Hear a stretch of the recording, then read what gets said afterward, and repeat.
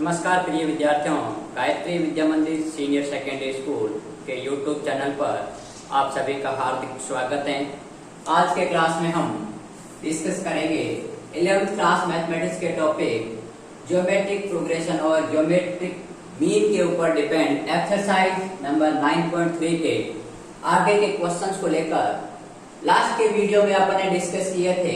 इसके 12 तक क्वेश्चन आज अपन आगे और किस प्रकार के क्वेश्चन इसके ऊपर डेवलप हो सकते हैं उसके बारे में डिस्कस करेंगे।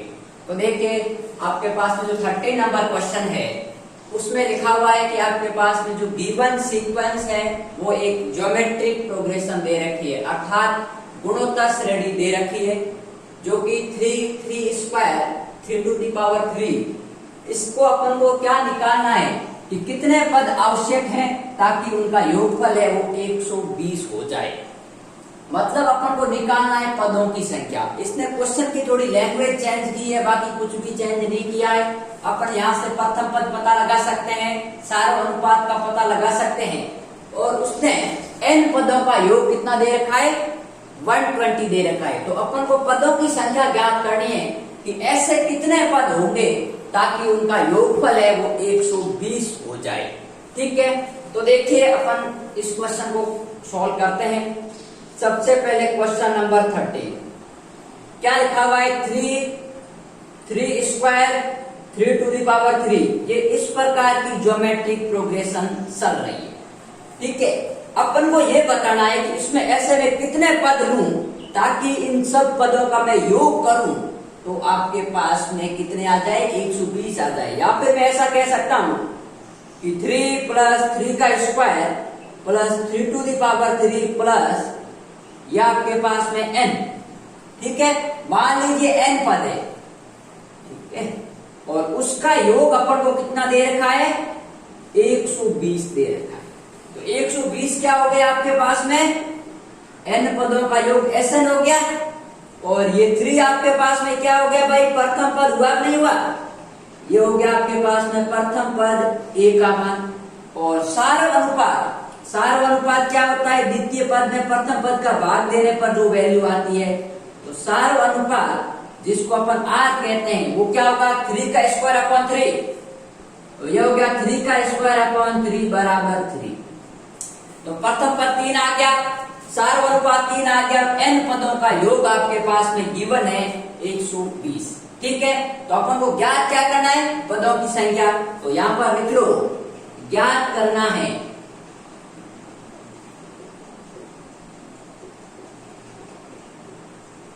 पदों की संख्या, कि कितने पदों का योग है वो 120 आ रहा है आपके पास में। ठीक है, तो अब देखिए मेरे पास में गिवन क्या क्या है, 3 क्वांटिटी गिवन है। एक तो पदों का योग, तो अपन कौन सा फॉर्मूला अप्लाई करेंगे, पदों का योग निकालने का। तो देखिए, सिंस Sn बराबर होता है a इंटू, अब मेरी बात सुनो, यहाँ r है उसका मान 3 आ रहा है जो कि 1 से बड़ा है, तो अपन ये फॉर्मूला लगा सकते हैं r की पावर n-1 अपॉन r-1। जब r है वो आपके पास में 1 से बड़ा हो। अब देखिए Sn आपके पास में दे रखा है 120, तो इसको मैं यहाँ अप्लाई कर लेता हूँ। 120 बराबर a, प्रथम पद आपके पास में 3 है, ये रहा 3। r आपके पास में सार अनुपात है, और सार अनुपात आपके पास में कितना है, 3। तो 3 की पावर n-1 अपॉन 3-1। अब मेरी बात सुनो, 3-1 कितना हो गया, 2। तो ये इधर आ गया, तो आपके पास में देखिए इसके साथ मल्टीप्लाई हो गया, तो 2 इंटू 120/3, ये आपके पास में 3 इसके नीचे आ गए, तो ये रह गया 3 की पावर n-1। अरे भाई 3 को इसके नीचे लेके आ गया, और 3 माइनस 2 इसके मल्टीप्लाई में चले गए, तो 3 से आपके पास में 120 कितनी बार गए, 40 बार। ठीक है, तो अब देखिए ये 1 इधर आया था प्लस का, तो मैं इसको लिख सकता हूं कि आपके पास में 40 इंटू 2 80 प्लस 1 बराबर 3 की पावर n। या फिर अपन बात करें तो क्या वैल्यू आ जाएगी, 3 की पावर n बराबर 81। अब सीधा मैं n का पता लगा नहीं सकता, तो यदि अपन इसको 3 की पावर में कुछ लिख ले तो अपन जानते हैं कि आधा समान होने पर घातें भी समान होती है। तो मैं ऐसा लिख सकता हूं क्या कि 3 की पावर n बराबर 3 की पावर, अब 3 की पावर कितनी होती है 81, तो 3 को अपन कितनी बार मल्टीप्लाई करें, देखो 9 हो गए, 9 3 27, और 27 किया आपके पास में कितना होता है 81 होता है, नहीं होता है, अरे भाई 3 को अपन 27 से मल्टीप्लाई किया तो ये आपके पास में आ गया 81, तो ये हो गया 3 की पावर 4। तो अपन कह सकते हैं कि आधा इसमें भी 3 है और इसमें भी 3 है, तो यहां से अपने पास में n का मान आएगा वो आपके पास में कितना आ गया 4। तो आपको ये बताना है कि आपके पास में यदि पदों की संख्या 4 होगी तभी उन सीक्वेंस के पदों का योग है वो 120। अब देखिए अपन वेरीफाई करते हैं, प्रथम पद कितना है 3, दूसरा पद 3 स्क्वायर, तीसरा पद 3 की पावर 3, और टोटल टर्म्स कितने 4 है, इसका अगला पद कितना होगा 3 की पावर 4। तो अब मेरी बात सुनो, इसको मैं क्या लिखता हूं 3 की स्क्वायर 9, 27 और 81, ऐड करो भाई, 9 और 3 आपके पास में 12 और 27 कितने हो गए 12, और आपके पास 39, ये हो गए 39 प्लस 81, तो ये हो गया आपके पास में 120। ठीक है, तो अपन को कितने पद की रिक्वायरमेंट है 4 पद की रिक्वायरमेंट है, ताकि उसका पदों का योग है वो 120 हो जाए। तो एग्जाम में आपको ये नहीं करना है, एग्जाम को आपको यही करना है, लेकिन यदि आपको समय बचता है तो आप वेरीफाई कर सकते हो कि मेरे द्वारा किया गया क्वेश्चन सही है या गलत। ठीक है, तो ये तो था क्वेश्चन नंबर आपके 13। अब अपन नेक्स्ट क्वेश्चन की बात करेंगे, question number 14 as it is ऐसा ही है। क्वेश्चन नंबर 15 को लेकर बात करेंगे, उसमें लिखा हुआ है एक गुणोत्तर श्रेणी का प्रथम पद आपको दे रखा है, 7वां पद दे रखा है, और 7 पदों का योग ज्ञात करना है, प्रथम 7 पदों का योग ज्ञात करना है। ठीक है, तो अब देखिए अपने पास में 7 पदों का योग निकालने का फॉर्मूला ये रहेगा। तो प्रथम पद तो है, अपने पास में सारो अनुपात नहीं है, तो सारो अनुपात निकालने के लिए उसने क्या दिया है 7वां पद गिवन दे दिया है। तो यहां से मैं किसकी वैल्यू निकालूंगा r की वैल्यू निकालूंगा, और फिर अपन इस फॉर्मूले में पुट करेंगे, तो अपने पास में प्रथम n पद का योग से अपन 7 पदों का योग निकाल लेंगे। तो पहले इसको नोट डाउन कीजिए, फिर अपन बढ़ते हैं क्वेश्चन नंबर नेक्स्ट की तरफ।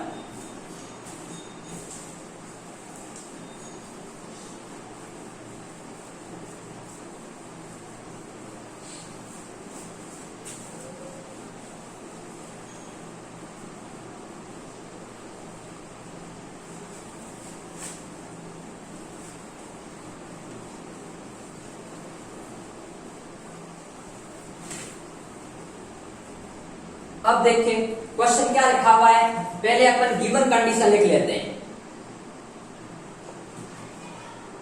प्रथम पद दे रखा है, कितना दे रखा है भाई, प्रथम पद a बराबर आपके पास में 729 दे रखा है। ठीक है, और पहले तो मुझे ये बताना है कि ज्ञात क्या करना है, अपन को निकालना है S7। ठीक है, S7 का मान निकालना है। तो अपन जानते हैं कि जो Sn होता है वो होता है a इंटू r की power 1 minus l upon 1 minus r। ठीक है, तो अब देखिए मुझे प्रथम पद चाहिए, सार अनुपात चाहिए, तो सार अनुपात मैं यहां से निकालूंगा। तो अपने पास में S7 की वैल्यू निकालने के लिए या r का मान n का मान कितना है 7 है, क्योंकि n पदों का फॉर्मूला ये होता है अपन को निकालना S7, तो ये आपके पास में। तो मुझे r निकालने के लिए किसकी हेल्प लेनी पड़ेगी, इसकी हेल्प लेनी पड़ेगी। ठीक है, तो अपन को गिवन है 7वां पद, 7वां पद क्या होता है T7, वो दे रखा है आपके पास में 64।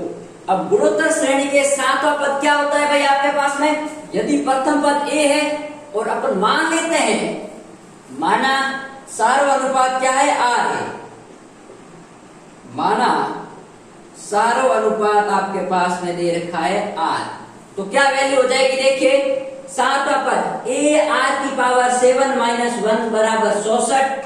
ठीक है, अब देखिए r की पावर 7 माइनस 1 कितना हो गया 6, और a का मान आपके पास में 729 है, तो 729 इंटू r की पावर 6 बराबर 64। अब देखिए r की पावर 6, तो ये r की पावर 6 बराबर कितने हो गए 64 अपॉन 729, और यदि अपन इसको कैंसल आउट करें तो इसको मैं लिख सकता हूं, देखिए 2 की पावर 6 और इसको लिख सकता हूं 3 की पावर 6। ठीक है, तो ऐसा लिख सकते हैं r की पावर 6 बराबर 2/3 की पावर 6 इंप्लाइज दैट r का मान आपके पास में आ गया 2/3, जो कि आपके पास में क्या है, 1 से छोटा है। अब जब 1 से छोटा होता है फॉर्मूला यही लगता है, तो अब मैं इसमें वैल्यू पुट कर सकता हूं। तो a अपने कितना है, 729 है। 1 माइनस r आपके पास में आ गया 2/3 की पावर n अपॉन 1 माइनस 2/3। ठीक है, अब मेरी बात सुनो, इसका अपन एलसीएम लेते हैं तो क्या आएगा 1/3। अब ये हो गया 729, इसको मैं लिख सकता हूं 3 की पावर 6। ठीक बात, और एक ऊपर ये आपके पास में हो गया 3 की पावर n माइनस 2 की पावर n अपॉन 3 की पावर n। एलसीएम लिया है, बाकी कुछ भी नहीं किया है, और ये हो गया 1/3। अरे भाई एलसीएम 3 माइनस 2/3 1/3। तो अब देखिए ये 3 ऊपर गया तो ये हो गया 3 की पावर 6 इंटू 3, और आपके पास में आ गया 3 की पावर n माइनस 2 की पावर n। सॉरी, यहां पर अपन 7 पदों का योग निकाल रहे हैं, तो n का मान कितना होगा, 7 होगा। ये ध्यान रखना, अपन यहां थोड़ा सा मिस्टेक कर रहे हैं। तो ये हो जाएगा 3 की पावर 7 माइनस 2 की पावर 7 अपॉन 3 की पावर 7। अब यहां ध्यान दो, तो ये हो गया 3 की पावर 7 माइनस 2 की पावर 7 अपॉन 3 की पावर 7। अब देखिए 3 की पावर 6 इंटू 3 की पावर 1, तो ये 3 की पावर 7 हो गया, तो इससे ये कैंसिल हो, तो ये आपके पास में आ गया 3 की पावर 7 माइनस 2 की पावर 7। ये आंसर है। और यदि इसकी वैल्यू निकालने जाओ तो ये शायद आपके पास में 3 की पावर 7 आता है 2187 और ये आता है 128। ठीक है, तो ये आपके पास में कितना आ जाएगा, 17 में से 8 गया 9, और यहां पर 6 में से आपके पास 7 में से 2 गए 5, और 1 में से 0 20 59 आपके पास में आंसर आ जाएगा। तो यहां पर भी खत्म करो तो कोई दिक्कत नहीं, और आगे यदि आप करने चाहो तो आगे कर भी सकते हो। ठीक है, तो ये क्वेश्चन था आपके पास में 15। अब अपन को नेक्स्ट क्वेश्चन करना है, जो कि क्वेश्चन नंबर अपना 18 है। तो पहले इसको नोट डाउन कीजिए, फिर अपन आगे बढ़ते हैं।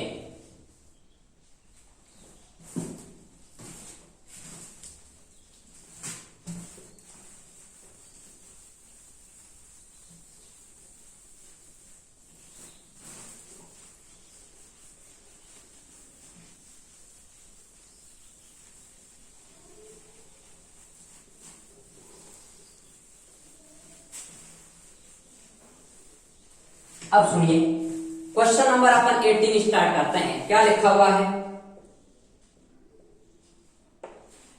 सीक्वेंस दे रखी है अपन को 8 88 888 8888।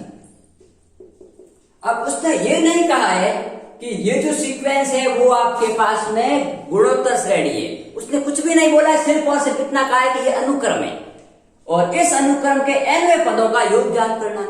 अब मेरी बात सुनो, अपन को पहले तो ये पता करना पड़ेगा कि ये समांतर श्रेणी है या गुणोत्तर श्रेणी।